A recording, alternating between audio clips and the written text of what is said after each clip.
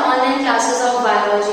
In our previous lecture, we have studied this chapter biotechnology principles and processes. We have studied few topics, its introduction, about different tools, and also about enzymes. And today we are going to start a new topic, which is cloning vectors. Today's topic, first topic is cloning vectors.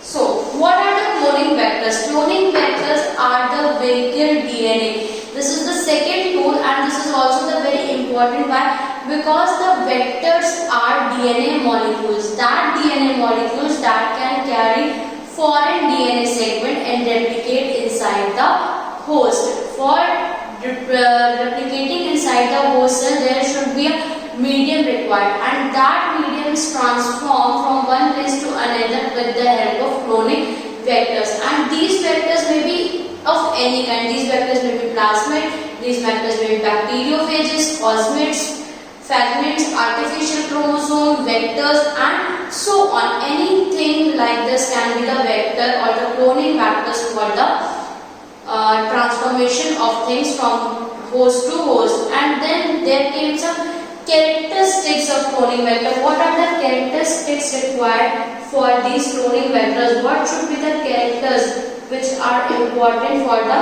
cloning vector? We will discuss about this. So the first character is origin of replication. Origin of replication. For the process of genetic engineering, replication is quite necessary, and there should be a point from where replication should start, a starting point. So this is a DNA sequence which helps to be a starting point for replication. When a DNA segment gets associated with ORI, that means with origin of replication, it would also replicate inside the host cell. The replication, which is very important for the process.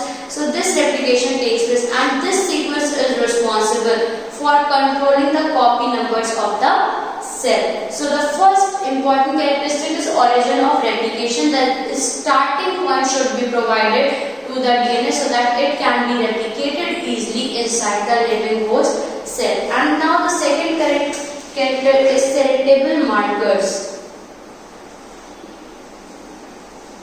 Selectable markers. These selectable markers are also very important. What are these? The vectors also require a selectable marker. That is, transformation is a process through which a piece of DNA is introduced in a host bacterium. So this transformation is done by selectable marker. The selectable marker is generally an antibiotic resistance gene, a gene which is resistant to antibiotics. That gene is very important for that replication, and therefore the transformation takes place after these markers are used. So selectable markers are also very important, which are generally antibiotics resistant gene, and after this the transformation takes place, which is a process by which DNA is introduced in a host bacterium. And then the third important characteristic is recognition sites.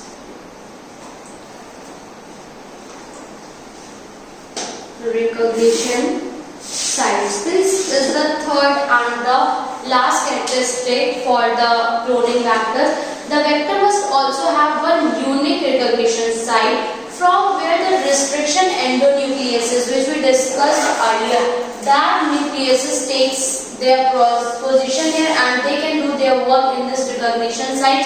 All the work of restriction endonucleases is done in the recognition site only. So this is about cloning vectors, that they act as a vehicle DNA. They used to be transportation from one place to another, and some of the characteristics that they have to be origin of replication present in them. Selectable markers should be there, which are generally antibiotics, and third thing, that recognition sites where restriction endonucleases can do their work are present in this cloning vectors. Now we will study about second topic of today, which is plasmid.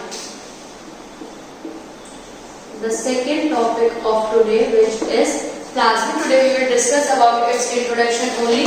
So plasmid vectors are extra chromosomal or self-replicating, usually circular or maybe double-stranded DNA molecules that are found naturally in many bacteria and also in some yeast. These are the things which are present in bacteria and also in yeast.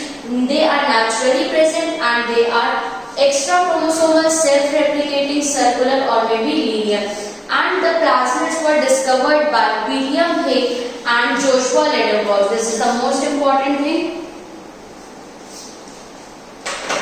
that these are discovered by William Hay and Joshua Lederberg. And these are present in bacteria and yeast. The naturally occurring plasmids have been modified as a vector in the laboratory. The most widely versatile used plasmid is PBr322. PBr322. So plasmid, we have discussed about it, that it is present in bacteria or yeast, found naturally in them. It is composed of extra chromosomal, self-replicating, circular or maybe linear type of, discovered by William Hay and Joshua Lederberg, and the most important artificially linked plasmid is PBr322. And in our next lecture we will discuss later on about structure of PBr and some other vectors used for genetic engineering. So students, that's all.